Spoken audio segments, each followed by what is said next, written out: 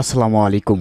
ABC আন্তর্জাতিক খবরে আপনাকে স্বাগতম। শুরুতেই সংবাদ শিরোনাম, এরপরেই বিস্তারিত।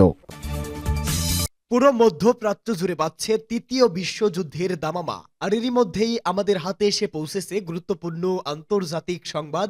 শুরুতেই শিরোনাম। গাজায় যুদ্ধে জড়িয়ে ভয়ঙ্কর বিপদে ইসরায়েল। জানাবো ইসরায়েলি সেনাদের বিরুদ্ধে এবার কড়া পদক্ষেপ অস্ট্রেলিয়ার। জানিয়ে দিব যে যুদ্ধ অস্ত্রের বাজারে যুক্তরাষ্ট্রকে হারালো তুরস্ক। এদিকে ইয়েমেনে উত্তেজনা বাড়লে খুলে যাবে নরকের দরজা, কঠিন হুঁশিয়ারি হুতি বিদ্রোহীদের। এবং সর্বশেষ জানিয়ে দিব দেশ ছেড়ে পালানোর বিষয়ে যা বললেন বাশার আল আসাদ। এতক্ষণ শুনছিলেন সংবাদ শিরোনাম, এবারে বিস্তারিত। তবে তার আগে প্রতিদিনের আপডেট আন্তর্জাতিক সংবাদ সবার আগে পেতে ভিডিওটিতে একটি লাইক দিয়ে চ্যানেলটি সাবস্ক্রাইব করার অনুরোধ রইল। গাজায় যুদ্ধে জড়িয়ে ভয়ঙ্কর বিপদে ইসরায়েল। গাজায় চলমান যুদ্ধের কারণে ইসরায়েলের 1/4 জনগণ বর্তমানে দরিদ্রের কবলে পড়েছে, এমন তথ্য প্রকাশ করেছে ইসরায়েলি সংবাদ মাধ্যম ইসরায়েল হায়ুম। প্রতিবেদনে জানানো হয় 25% ইসরায়েলি নাগরিক বর্তমানে দরিদ্র সীমার নিচে বসবাস করছে, যা একটি গভীর অর্থনৈতিক সংকটের ইঙ্গিত দেয়। এটি মূলত গাজার উপর ইসরায়েলের চলমান আক্রমণের ফলে সৃষ্টি হওয়া পরিস্থিতির প্রতিফলন, যার ফলে দেশটির অর্থনীতি চরম বিপদের মুখে পড়েছে। এই সংকটটি 14 মাস ধরে চলমান যুদ্ধের ফলস্বরূপ উদ্ভূত হয়েছে এবং এ কারণে ইসরায়েলের জনগণের জীবনযাত্রার মান ব্যাপকভাবে কমেছে।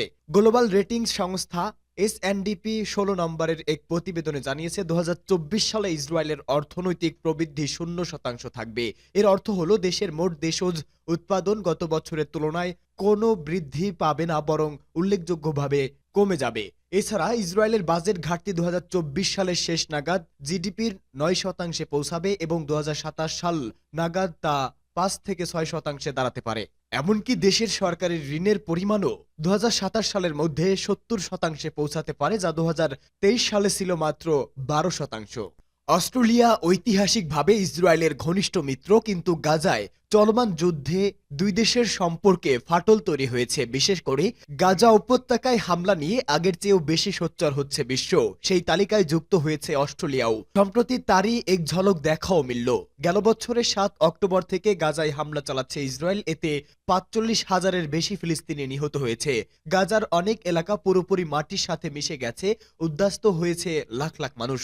তারপরও থেমে নেই ইসরায়েলি অভিযান। প্রতিদিনই হামলা চালাচ্ছে ইসরায়েল। এবার ইসরায়েলের দুই সেনার বিরুদ্ধে কড়া অ্যাকশন নিল অস্ট্রেলিয়া। ইসরায়েলি সংবাদপত্র ওয়াইনেট জানিয়েছে এই দুই সেনাকে অস্ট্রেলিয়া ঢুকতে দেওয়া হয়নি। যুদ্ধ অপরাধে তাদের ভূমিকা কি ছিল এ নিয়ে একটি ফর্ম পূরণের পরেই কপাল পড়ে তাদের। সম্প্রতি ইসরায়েলি সংবাদ মাধ্যম ওয়াইনেটের এক প্রতিবেদনে এই তথ্য জানানো হয়েছে।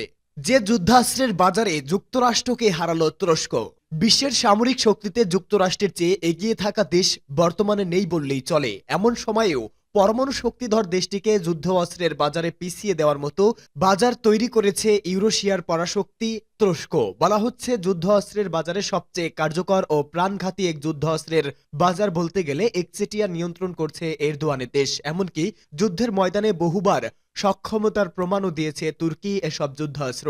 বর্তমানে বৈশ্বিক মানুষ্যবিহীন আকাশযানের বাজারে 65%ই তুরস্কের দখলে, এমন দাবি করেছে তুরস্কের বৃহত্তম ড্রোন উৎপাদনকারী প্রতিষ্ঠান বাইকার ম্যাকিনার সেলজুক বাইরাক্তার। এ সময় তুরস্ককে বিশ্বের সবচেয়ে বড় ড্রোন উৎপাদনকারী দেশ বলেও দাবি করেন তিনি। মাকিনার সেলজুক বাইরাক্তার এ সময় তুরস্ককে বিশ্বের সবচেয়ে বড় ড্রোন উৎপাদনকারী দেশ হিসাবে বর্ণনা করেন। সেলজুক বাইরাক্তার জানান বিশ্ব বাজারে ড্রোন বিক্রির প্রায় 60% তার কোম্পানির দখলে। সম্প্রতি ডেইলি সাবার এক প্রতিবেদনে তথ্য জানানো হয়েছে। তুর্কি এই কর্মকর্তা জানান গত 3 বছরে বাইকার বিশ্বের বৃহত্তম ড্রোন উৎপাদনকারী কোম্পানি হিসেবে নিজেদের অবস্থান ধরে রেখেছে। বর্তমানে কোম্পানিটি তার নিকটতম আমেরিকান প্রতিদ্বন্দ্বীর চেয়েও অত্যন্ত 3 গুণ বড় উৎপাদনকারী বলেও জানান সেলজুক বাইরাক্তার। ইয়েমেনে উত্তেজনা বাড়লে খুলে যাবে নরকের দরজা। ইয়েমেনে উত্তেজনা বাড়লে যুক্তরাষ্ট্রকে চরম মূল্য দিতে হতে পারে বলে হুঁশিয়ারি উচ্চারণ করেছে আরব দেশটির আনসারুল্লাহ প্রতিরোধ আন্দোলনের একজন উচ্চপদস্থ কর্মকর্তা। আনসারুল্লাহ সদস্য এবং ইয়েমেনের general corporation for radio and টেলিভিশনের ভারপ্রাপ্ত পরিচালক আব্দুর রহমান আল আহনুমি তার এক্স অ্যাকাউন্টে একটি পোস্টে বলেন, অধিকৃত গাজা উপত্যকায় ফিলিস্তিনিদের প্রতি ইয়েমেনি জনগণের সমর্থন বন্ধ করতে ইয়েমেনের মার্কিন দূতাবাস তাদের ভাড়াটে সেনাদের যুদ্ধের জন্য প্রস্তুত করছে। তবে এদেশে উত্তেজনা বাড়লে তা মার্কিন সেনা তাদের নিয়ন্ত্রণাধীন তেল স্থাপনাগুলো এবং ওয়াশিংটন ও তাদের মিত্রদের জন্য নরকের দরজা খুলে দেবে। তিনি আরো বলেন, আমরা যেখানেই মার্কিন স্বার্থ বা ঘাঁটি খুঁজে পাব, হোক সেটা আফ্রিকা বা পারস্য উপসাগর, আমরা হামলা চালানোর জন্য প্রস্তুত। ইয়েমেন বহু আগেই এর জন্য প্রয়োজনীয় সব প্রস্তুতি সম্পন্ন করেছে। একই সঙ্গে তিনি স্মরণ করিয়ে দেন যে মার্কিন হামলার জবাবে ইয়েমেনি সশস্ত্র বাহিনী এর আগেও আমেরিকান জাহাজ ও নৌজাহাজগুলোকে লক্ষ্যবস্তু বানিয়েছে এবং যুক্তরাষ্ট্রকে চড়া মূল্য দিতে হয়েছে। তাই নতুন করে উত্তেজনা বাড়ালে যুক্তরাষ্ট্রকে আরো বড় মূল্য দিতে হবে বলে হুঁশিয়ারি দেন আনসারুল্লাহ সদস্য। এদিকে গণমাধ্যমের খবর অনুযায়ী মার্কিন ও ব্রিটিশ যুদ্ধ বিমান যৌথভাবে ইয়েমেনের উত্তরে হাজ্জা প্রদেশে একটি আক্রমণ চালিয়েছে। লোহিত সাগরে ইসরায়েলের সঙ্গে যুক্ত জাহাজগুলোতে আরব দেশটি চলমান সামুদ্রিক অভিযানের মধ্যেই ওই হামলা চালায় পশ্চিমা বাহিনী। বিষয়টি নিশ্চিত করে ইয়েমেনের আরবি ভাষার সংবাদ মাধ্যম আল মাসিরা জানিয়েছে, সকালেই ওই বিমান হামলাগুলো মিডি জেলার বুহাইশ এলাকায় আঘাত এনেছে। এছাড়া কৌশলগত পশ্চিমাঞ্চলীয় হুদেইদা প্রদেশে আর তুহাইতা জেলাতেও হামলা চালানো হয়। তবে এই হামলায় সম্ভাব্য হতাহতের সংখ্যা বা ক্ষয়ক্ষতির পরিমাণ এখনো প্রকাশ করা হয়নি। দেশ ছেড়ে পালানোর বিষয়ে যা বললেন আসাদ। সরকার বিরোধী বিদ্রোহীদের তোপের মুখে গত ৮ ডিসেম্বর সিরিয়া ছাড়েন দেশটির ক্ষমতাচ্যুত প্রেসিডেন্ট বাশার আল আসাদ। পালানোর পর প্রথমবারের মতো বিবৃতি দিয়ে বিষয়টি সবাইকে জানান রাশিয়ায় আশ্রয় নেওয়া এই সিরীয় নেতা। খবর তাসের।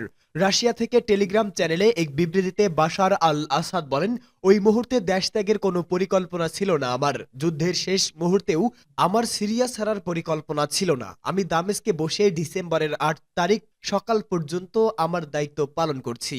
আসাদ আরো বলেন, হামিমিমে রাশিয়ার সামরিক ঘাঁটিতে পৌঁছানোর পর দামেস্কের পতনের কথা জানতে পারি আমি। বিবৃতিতে বলা হয়, সন্ত্রাসী বাহিনী দামেস্কে অনুপ্রবেশের পর যুদ্ধের কার্যক্রম দেখার জন্য রুশ মিত্রদের সহযোগিতায় আমি লাতাকিয়ায় চলে যাই। ওই দিন সকালে হামিমিম বিমান ঘাঁটিতে পৌঁছানোর পর এটা স্পষ্ট হয় যে যুদ্ধক্ষেত্র থেকে আমাদের বাহিনী পুরোপুরি প্রত্যাহার করে নেওয়া হয়েছে এবং সেনাবাহিনীর সর্বশেষ অবস্থানগুলোরও পতন হয়েছে। বিবৃতিতে আসাদ আরো বলেন, যুদ্ধক্ষেত্রে পরিস্থিতির অবনতির পাশাপাশি রাশিয়ার বিমান ঘাঁটিতেও ড্রোন হামলা জোরদার করা হয়। তখন ওই ঘাঁটি ত্যাগ করা ছাড়া কোনো উপায় ছিল না। এমন পরিস্থিতিতে ৮ ডিসেম্বর সন্ধ্যায় ঘাঁটি থেকে দ্রুত আমাকে রাশিয়ায় সরিয়ে নিতে ঘাঁটির কমান্ডারকে নির্দেশ দেয় মস্কো। ৮ ডিসেম্বর সন্ধ্যায় রাশিয়ার উদ্দেশ্যে রওনা হই আমি। আসাদের বিবৃতিতে আরো বলা হয়, দামেস্কের পতনের একদিন পর তিনি রাশিয়ায় যান। এর আগে সামরিক অবস্থানগুলোর চূড়ান্ত পতন হয়, ফলে অবশিষ্ট সব রাষ্ট্রীয় প্রতিষ্ঠান অচল হয়ে পড়ে। এসব ঘটনার মধ্যে কখনোই আমি পদত্যাগ বা আশ্রয় নেওয়ার কথা ভাবিনি। কোনো ব্যক্তি বা দলের পক্ষ থেকেও এমন প্রস্তাবও দেওয়া হয়নি। আমার একমাত্র পথ ছিল সন্ত্রাসী হামলার বিরুদ্ধে লড়াই চালিয়ে যাওয়া। আসাদ আরো জানান, তিনি হামিমিমে রাশিয়ার সামরিক ঘাঁটিতে পৌঁছানোর পর দামেস্কের পতনের কথা জানতে পেরেছেন। তিনি যখন ঘাঁটিতে অবস্থান করছিলেন, এলাকার পরিস্থিতি ক্রমাগত অবনতি হতে থাকে। রাশিয়ার সামরিক ঘাঁটি তীব্র ড্রোন হামলার মুখে পড়ে। এ অবস্থায় ঘাঁটি থেকে সরিয়ে নেওয়ার ব্যবস্থা করতে মস্কো অনুরোধ করেছিলেন তিনি।